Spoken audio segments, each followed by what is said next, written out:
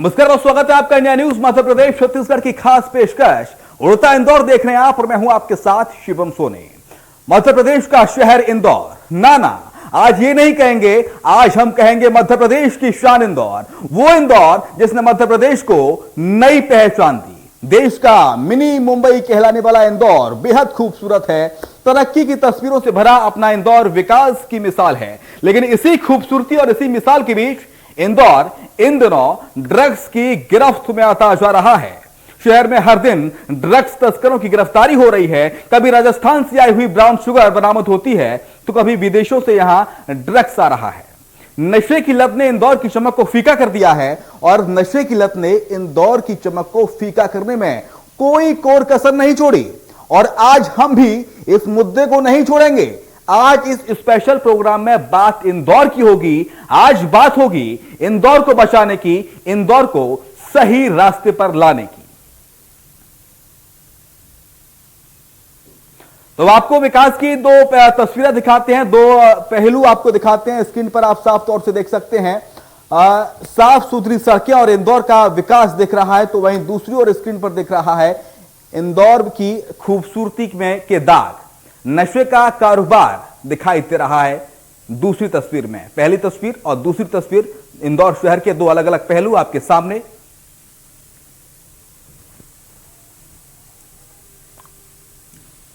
तो इंदौर शहर में ड्रग्स के कई मामले सामने आए, जहां शहर की तेजाजी नगर पुलिस क्राइम ब्रांच ने कई कार्रवाइयां की और इस दौरान कहीं 70 लाख की ड्रग्स मिली तो कहीं फरार चल रहे आरोपी को गिरफ्तार किया गया। देखिए कार्रवाई करी गई, क्या है पूरा? तेजाजी नगर द्वारा एक बदमाश जिसका नाम मौसम है, उसको पकड़ा गया है। उससे करीब 70 ग्राम ब्राउन शुगर उससे बरामद की गई है और इसमें लगभग इसकी कीमत जो है करीब 70 लाख रुपए है। और इसमें आगे भी इस तरह हम ऑपरेशन प्रहार के तहत जो है जितने भी इस तरह के नशे के जो सौदागर हैं इन पर कार्रवाई करते रहेंगे।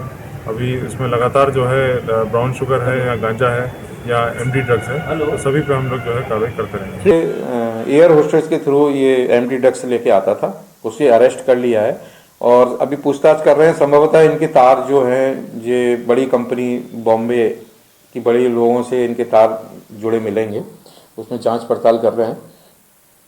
और आयु पहले ही गिरफ्तार हो चुका है और जो एयर होस्टेस थी वो भी अरेस्ट हो चुकी है।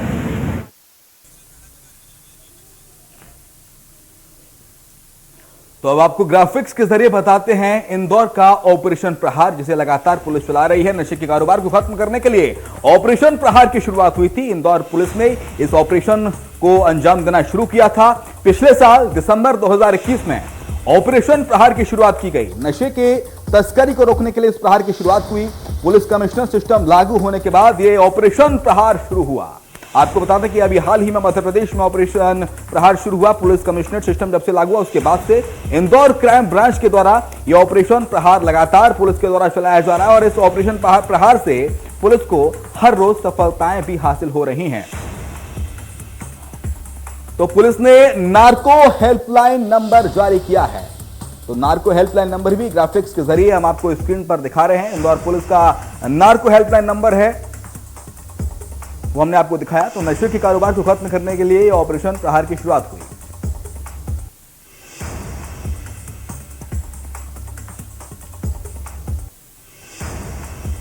तो नशे की गिरफ्त में इंदौर शहर दिनों दिन आता जा रहा है। मिनी मुंबई कहा जाता है इंदौर शहर को और ये मिनी मुंबई अब मुंबई की तर्ज पर आगे बढ़ रहा है, क्योंकि हमने देखा है किस तरह से मुंबई से नशा तस्करी की खबरें, ड्रग्स पेडलर्स की खबरें सामने आती हैं। और उसी तर्ज पर अब जो इंदौर शहर है, मध्य प्रदेश का आर्थिक राजधानी इंदौर कहा जाता है और देश की आर्थिक राजधानी मुंबई को कहा जाता है, लेकिन देश की आर्थिक राजधानी, मध्य प्रदेश की आर्थिक राजधानी अब देश की आर्थिक राजधानी की ओर अग्रसर होती जा रही है। हम देख रहे हैं पिछले दिनों से जो जिस तरह से जिस रफ्तार से नशा तस्करी की खबरें आ रही हैं वो वाकई में हैरान कर देने वाली हैं, डरा देने वाली हैं, क्योंकि हर रोज नशा तस्करों का भांडाफोड़ इंदौर शहर में हो रहा है। पुलिस लगातार इन नशा तस्करों को, इन ड्रग्स पेडलर्स को गिरफ्तार कर रही है, इनको बेनकाब कर रही है और ऑपरेशन प्रहार के तहत लगातार पुलिस को सफलताएं भी मिल रही हैं।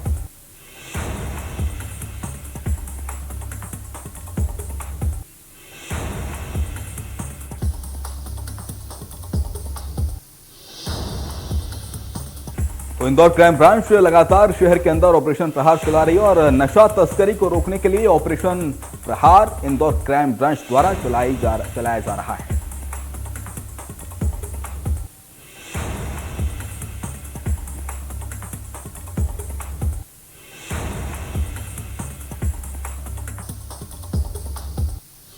तो कुछ ही देर बाद कुछ मेहमान भी हमारे साथ जुड़ेंगे, इस मुद्दे पर चर्चा करेंगे कि आखिरकार ये इंदौर उड़ता इंदौर क्यों बन रहा है। मध्य प्रदेश के विकास का एक इमेज इंदौर से उभरती है कि किस तरह से मध्य प्रदेश में विकास हो रहा है।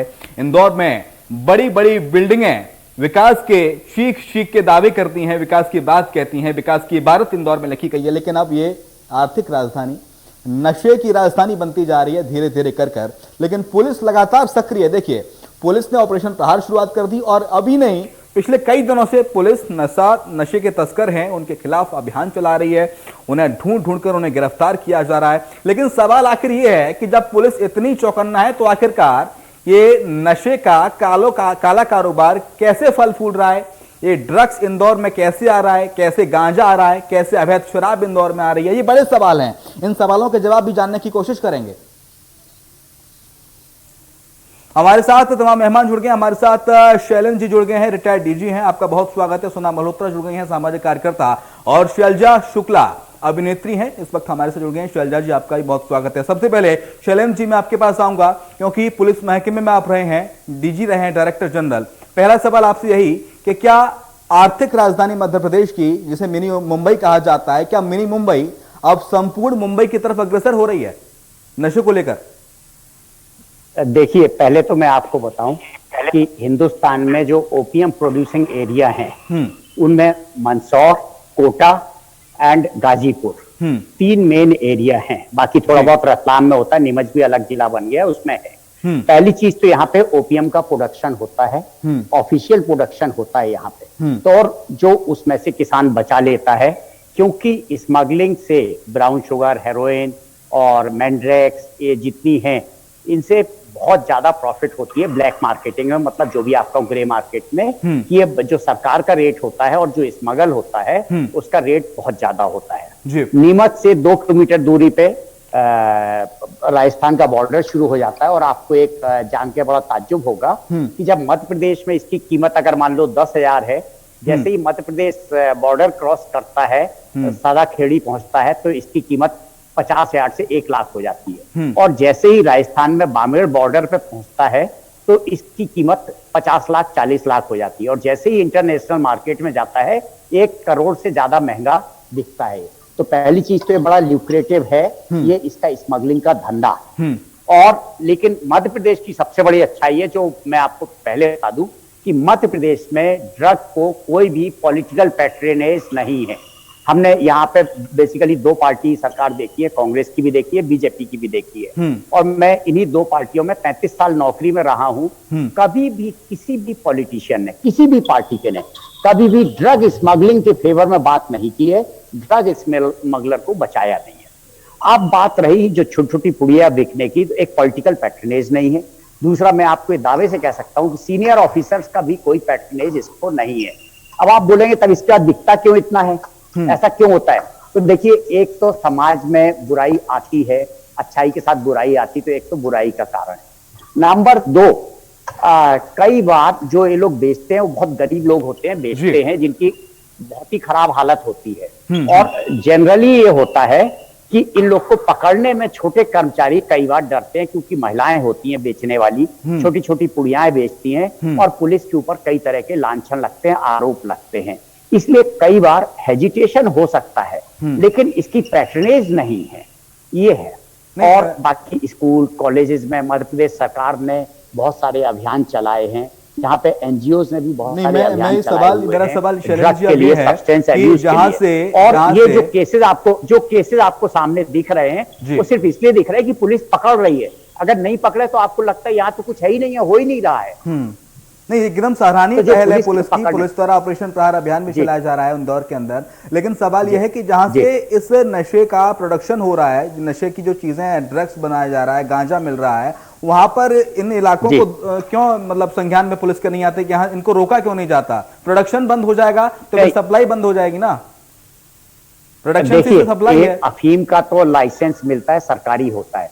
उसमें कई बार होता है, मैं खुद भी नीमच में एसडीओ पुलिस रहा हूँ, रतलाम में प्रोबेशनर रहा हूँ, मैंने देखा है किसान के यहाँ अगर उसके पास मैंने आपको बताया कि बहुत ही ल्यूक्रेटिव है, वो सरकारी पट्टे के हिसाब से अगर 2 कुंटल 2.5 कुंटल अफीम पैदा होना चाहिए तो उसका रेट तो सरकारी मिलेगा, लेकिन जब अगर वो स्मगल कर देंगे तो उसका रेट 8,000 10,000 भी मिल जाता है। उस लालच के चक्कर में ये ड्रग का धंधा पनपता है। ये फैक्ट है जो मैंने खुद ही अपनी आंखों से देखा है, और उसमें बहुत सारे लोग को हम पकड़ते भी थे कि देखो उन्होंने इतनी ओपीएम पैदा की है, और इसमें लेकिन इसमें भारत सरकार ने किया है, नारकोटिक कंट्रोल ब्यूरो ने किया है कि खेत पे ही जाकर और उनका वो करने लगे हैं। अभी आपने सुना होगा 15-15 20-20 क्विंटल अफीम नहीं पकड़ी जाती है। जब मैं वहां पे था तो 10-10 15-15 क्विंटल स्मगलिंग की अफीम पकड़ते थे, क्योंकि उस समय इतने स्ट्रिक्ट रूल्स रेगुलेशंस नहीं थे, नारकोटिक कंट्रोल ब्यूरो इतना अवेयर नहीं था, पुलिस भी इतनी अवेयर नहीं थी, तो हम 15-15 20-20 किलो अफीम पकड़ते थे। अब वो कम हो गया है, तो स्मगलिंग में कमी आई है। जो एक केसेस दिख रहे हैं आपको, ये जागरूकता है पुलिस की, कितने लोगों को पकड़ रही है पुलिस, तो वो दिख रहा है, नंबर दिख रहा है। जैसे मैं आपको साइबर क्राइम का बताऊं, अगर पुलिस इतने केस रजिस्टर नहीं करे तो मालूम ही नहीं पड़ा कितने करोड़ों का साइबर क्राइम हो रहे हैं। तो जिस चीज को ये पकड़ते हैं वो दिखने लगता है, तो मीडिया में ऐसा लगता है कि इसकी बाढ़ आ गई है, सत्यता ये है कि ये केसेस पकड़े जा रहे हैं। ये अच्छी बात है कि पुलिस नशा तस्करों पर शिकंजा लगातार कस रही है। शैलेंद्र जी, सोना मल्होत्रा, मैं आपके पास आऊंगा। तमाम अवेयरनेस अभियान चलाए जा रहे हैं नशे के खिलाफ, नशे को रोकने के लिए लोग जागरूक कर रहे हैं, और बड़े बड़े नेता मंच से ये लोगों से कहते हैं, युवाओं से अपील करते हैं खासतौर से कि नशे की लत में मत जाइए, नशे की गिरफ्त में मत जाइए, लेकिन बावजूद उसके पुलिस भी कार्रवाई कर रही है। लेकिन चूक कहां हो रही है सोना मल्होत्रा, जो हमारा समाज आज नशे की ओर जा रहा है? नमस्ते, सबसे पहले मैं आपको सबको नमस्ते कहना चाहूंगी जी। और जिस प्रकार आपने मुझसे सवाल किया है कि चुप कहाँ हो रही है, तो ये सबसे बड़ी चीज है कि ये जड़ क्या है। जड़ यहाँ है कि जो हम युवा, आज देखा जाए कि इंदौर शहर कह लो या अपने देश में और भी बहुत सारे शहर हैं जिसमें अपन बात कर सकते हैं शहर की, कि इंदौर शहर अब क्या है कि पहले से कहते हैं, आज इंदौर को हमेशा मिनी मुंबई कहा जाता है। मिनी मुंबई कहने के बाद ये कल्चर जो है, बॉलीवुड कल्चर थोड़ा सा अपनाने लग गए हैं काफी, और हॉस्टल, बाहर के लोग भी, बच्चे जो हैं यहाँ के पढ़ने स्टे करने लगे हैं, और जो हॉस्टल के जो बच्चे हैं उनपे पेरेंट्स की निगरानी एक फोन पे ही होती है। तो लेट नाइट जो पब हुए हैं या लेट नाइट पार्टीज हुई है, या अपने दूसरे फ्रेंड्स के फ्लैट पे रहना, घर में रहना, फिर फ्रेंड सर्कल का एक कल्चर जो पार्टी कल्चर है, यहाँ से एक देखा जाए स्टार्टिंग हुई है, जहाँ से शायद इंदौर के भी पेरेंट्स शायद उनको छूट देते हैं, और आउटसाइड के जो पेरेंट्स है शायद वो इतनी निगरानी नहीं रख पा रहे हैं पढ़ाई के माध्यम से या इतना, और आजकल पेरेंट्स भी काफी पार्टी कल्चर में भी जा रहे हैं। तो ये सारा कंट्रोल जो है, मुझे लगता है कि पेरेंट्स की निगरानी में होना चाहिए, बच्चों को इतनी छूट नहीं देनी चाहिए। आजकल आप देखेंगे सड़कों पे भी देखेंगे कि छोटे छोटे लड़के और लड़कियां भी, मैंने खुद ने देखा है, छोटी छोटी लड़कियां 12-13 साल 15 साल की लड़कियां आजकल स्मोक करने लग गई है। लेकिन सोना जी, जब बच्चे घर से बाहर रहेंगे तो उनको रोकने टोकने वाला कौन होगा? फिर धीरे धीरे इनका कल्चर कहाँ से ड्रग्स एडिक्शन हो गया। आपको केमिकल जो मेडिकल स्टोर पे मिलने वाला जो सीरप हुआ है, नेल पेंट रिमूवर्स होते हैं, इनसे धीरे धीरे धीरे धीरे ये इस स्टेट पे, इस रास्ते पे जाने लग गए हैं बच्चे। तो इन पे कंट्रोल बच्चों का सबसे पहले पेरेंट्स का होना चाहिए, गाइडेंस जो भी उनके साथ रहते हैं उनका होना चाहिए। तो शैलेश शुक्ला, मैं आपके पास आऊंगा। सोना मल्होत्रा कह रही हैं कि पेरेंट्स का कंट्रोल बहुत ज्यादा जरूरी है नशे को रोकने के लिए, क्योंकि आजकल के जो युवा हैं, छोटे छोटे बच्चे हैं, वो नशे की शुरुआत कर लेते हैं, स्मोकिंग से करते हैं और धीरे धीरे करके ड्रग्स तक चले जाते हैं। लेकिन सवाल शैलजा मेरा ये है कि आजकल 12वीं करने के बाद बच्चा अक्सर हम देखते हैं कि घर से बाहर पढ़ने चला जाता है, और घर से बाहर पढ़ने जब बच्चा चला जाता है कॉलेज में, तो उसके माता पिता तो देखने के लिए होते नहीं वहां, तो वहां वो कैसे अनुशासन में रहेगा? उसको खौफ नहीं रहेगा माता पिता का, तो फिर तो वो नशा लेगा।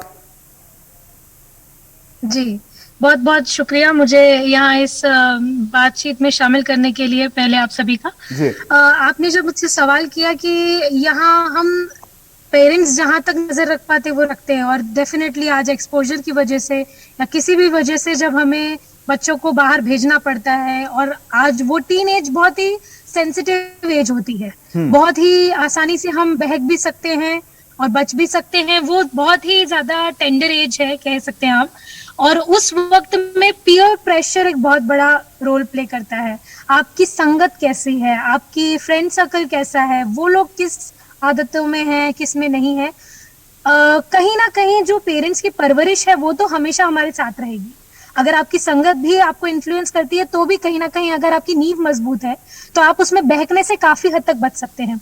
दूसरा ये है कि मतलब मैं तो यही सेल्फ कंट्रोल सबसे पहला पॉइंट कहूंगी, क्योंकि आप चाहे यहाँ रहें चाहे कहीं भी रहें, लेकिन अगर आपके अंदर सेल्फ कंट्रोल है और सही डायरेक्शन में अपनी एनर्जी को चैनलाइज करने की समझ है तो आप इन चीजों से बच सकते हैं। यूजुअली ये प्रेशर और अकेलापन और एक फेम लाइफ, एक धुन, एक चमक धमक के चक्कर में हम लोग इस रास्ते को जाते हुए देखते हैं कि हम लोग कोई ना कोई इस रास्ते पे चल पड़ा है। पर अगर हमें पता होता है कि ये पीस, ये सुकून, ये खुशियां हम लोग दूसरे रास्ते जैसे कि सेल्फ अवेयरनेस, कोई नई एक्टिविटी जिसमें हम अपने आप को पॉलिश कर सकते हैं, मेडिटेशन और ऐसे बहुत सारी चीजें हैं जिसमें हम अपनी एनर्जी को डाइवर्ट करके रिलैक्स हो सकते हैं, जो हम लोग इन चीजों से ढूंढते हैं, रिलैक्सेशन और पीस, मेंटल पीस, वो हम कहीं ना कहीं किन्हीं और चीजों से भी पा सकते हैं। तो ये अवेयरनेस बहुत जरूरी है। तो सेल्फ कंट्रोल और अवेयरनेस, मेरा ख्याल है ये दो चीजें बहुत ज्यादा जरूरी हैं पेरेंट्स कंट्रोल के अलावा। शैल जी, मेरा आपसे सवाल ये है कि जैसे कहा जाता है कि अपराध कभी खत्म नहीं हो सकता, अगर अपराध खत्म हो जाएगा तो फिर पुलिस क्या करेगी, पुलिस क्यों बनाई गई है? ठीक वैसे ही क्या मैं ये कहूं कि नशा कभी खत्म नहीं हो सकता इस देश से? क्या नशा खत्म हो सकता है, नशा मुक्त भारत बन सकता है? देखिए, पहले तो मैं आपसे कहना चाहूंगा ऐसी कोई भी चीज नहीं होती है जो इम्पॉसिबल हो जी। तो ये तो गलत है और होता है। बहुत सारी चीजें हैं, जैसे सती प्रथा खत्म हुई कि नहीं हुई, ये पोलियो खत्म हुआ कि नहीं हुआ, जो भी चीज मिशन मोड में की जाती है वो चीज खत्म होती है। मैं आपको बता दूं, इंदौर पुलिस अपना अभियान चला रही है, ये अभियान चलाएगी, इंदौर से खत्म हो जाएगा। जरूरत हर जगह की है, केवल इंदौर में नहीं, भोपाल में, ग्वालियर में, जबलपुर में, मंदसौर है, नीमच है, रतलाम है, जितनी जगह है वहां सबसे खत्म करना पड़ेगा। तो पहली चीज, इम्पॉसिबल शब्द तो कहीं नहीं होता है, खासतौर से जो अब्यूज होते हैं इसके संबंध में जी। लेकिन ये जरूर है, कठिन होता है, काम कठिन होता है, क्योंकि इसमें बहुत सारी एजेंसीज की जरूरत होती है, अकेले पुलिस के नहीं होता है। रिहेबिलिटेशन की भी जरूरत होती है, बहुत सारे लोग छोड़ना चाहते हैं लेकिन एडिक्ट हो जाते हैं, नहीं छोड़ पाते हैं। मैं आपको बताऊं, हमने खुद जब कुछ लोग पकड़े और उनको जब हम थाने में ले गए और बंद किए तो हमें उनको ड्रग देना पड़ा, ऑफकोर्स अंडर मेडिकल कंट्रोल, नहीं तो उनकी डेथ हो जाती है, वो कस्टोडियल डेथ कहलाती और हम उसके सजा के भागीदार होते। हमको जुडिशियल इंक्वायरी फेस करना पड़ती, मर्डर केस फेस करना होता। हमारे देश का कानून जो है वो हमको बहुत सारी जितनी पावर देता है उससे ज्यादा अकाउंटेबिलिटी भी देता है, इसलिए हमको बहुत सारी चीजें देखना पड़ती हैं। तो ऐसा नहीं है, खत्म नहीं हो सकता है, लेकिन मैंने आपको बताया कि ड्रग डी एडिक्शन भी होना चाहिए, बहुत सारी चीजें होती हैं, काउंसलिंग भी होना चाहिए, स्कूल कॉलेजेस में चेक्स होना चाहिए, प्रिंसिपल्स पे काउंसलिंग होना चाहिए, ये बहुत सारी चीजें सबको मिलकर मिशन मोड में करेंगे तो जरूर हो जाएगा। इम्पॉसिबल तो नहीं है, कठिन जरूर है। पुलिस महकमे में तो आपका लंबा तजुर्बा रहा ही है शैलेंद्र जी, लेकिन इसके साथ साथ आप एक अच्छे पिता भी हैं, तो एक पिता होने के नाते कैसे बच्चों पर नियंत्रण आप रखते होंगे जब आपके बच्चे 12वीं के बाद घर से बाहर निकले होंगे या पढ़ाई के लिए?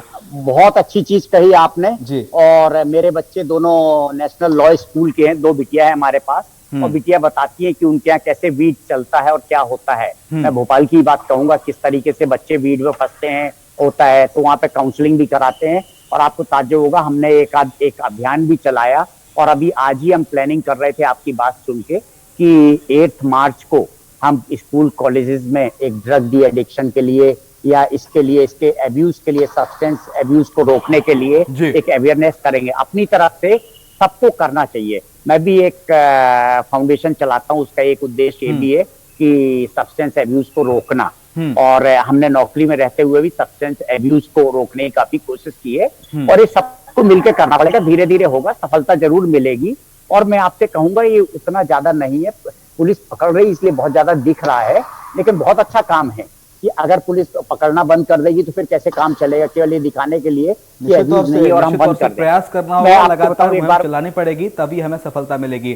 सोना मल्होत्रा, मैं आपके पास Yes, जाऊंगा। yes. सबसे महत्वपूर्ण रोल रहता है घर में महिलाओं का, खास तौर से बच्चे की माँ का, क्योंकि ज्यादातर जो छोटे बच्चे होते हैं वो अपनी माँ के पास ही रहते हैं। तो इनमें माँओं की भूमिका कैसे अहम रोल निभाएगी नशा मुक्त भारत के लिए, अगर बात की जाए तो, नशे से मुक्ति के लिए बात की जाए तो? जी, आपने बहुत सही कहा है कि घर में जो बच्चे होते हैं सबसे कह सकते हैं कि कंट्रोल में और सबसे कनेक्ट जो होते हैं माँ से ही होते हैं। कि पेरेंट्स दोनों का रोल होता है, बट फादर जैसे अपने ऑफिस में अपने वर्किंग एरिया में बिजी हैं, तो माँ का रोल सबसे इम्पोर्टेंट है। मुझे ऐसा लगता है कि माँ को एक फ्रेंडली है एटमॉस्फेयर देना चाहिए, और बच्चा जो भी एक्टिविटी कर रहा है, वो भले छोटा है, 12th में है या कॉलेज में है, तो मदर को उसकी एक्टिविटी, उसके फ्रेंड सर्कल के बारे में नॉलेज होनी चाहिए। और जिस तरह से शैलजा जी ने भी बोला है कि हाँ, एक संगति का असर भी होता है, तो माँ और पेरेंट्स जो भी है उसको कंट्रोल तो करते हैं, मगर उनकी संगति किस तरह से है, तो उस संगति के एटमॉस्फेयर में उनकी क्या एक्टिविटी हो रही है, वो गाइडेंस पूरा उनको पता होना चाहिए पेरेंट्स को कि वो क्या सही कर रहे हैं, क्या गलत कर रहे हैं। और जहां शुरुआत ही तौर पे कंट्रोल किया जाए माँ के थ्रू या फादर के थ्रू, तो बच्चे को धीरे धीरे समझाया जा सकता है।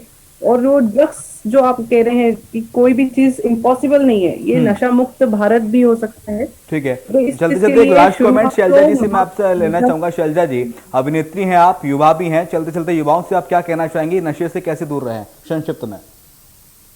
जी, बहुत सारी शुभकामनाएं देना चाहूंगी शैलेंद्र जी को, जो अभी वो मुहिम चालू या जो भी वो ऑर्गेनाइज करने वाले हैं उसके लिए आपको बेस्ट विशेस मेरी। और बस मैं इतना कहना चाहूंगी कि ये सिर्फ माँ बाप, माता पिता, पुलिस या हमारी समाज, सरकार, इन्हीं की जिम्मेदारी नहीं है, ये आपकी, हमारी सबकी जिम्मेदारी है। मैं भी उतनी ही जिम्मेदार हूँ, तो मैं भी अगर अपने आसपास ऐसा कुछ भी देखती हूँ अपने मित्र में, अपने किसी जान पहचान वाले में, तो मुझे भी रोकना है, आपको भी खड़े रहना है, मुझे भी खड़े रहना है, तभी हम नशा मुक्त से देश को बना पाएंगे। निश्चित तौर से बहुत शुक्रिया शैलेंद्र जी आपका, सोना मल्होत्रा आपका बहुत शुक्रिया, और शैलजा शुक्ला आपका भी बहुत शुक्रिया इंडिया न्यूज मध्य प्रदेश छत्तीसगढ़ पर अपनी बात रखने के लिए। और इसी के साथ हमारे इस खास पेशकश उड़ता इंदौर में इतना ही। खबरें लगातार जारी हैं, आप देखते रहिए इंडिया न्यूज मध्य प्रदेश छत्तीसगढ़।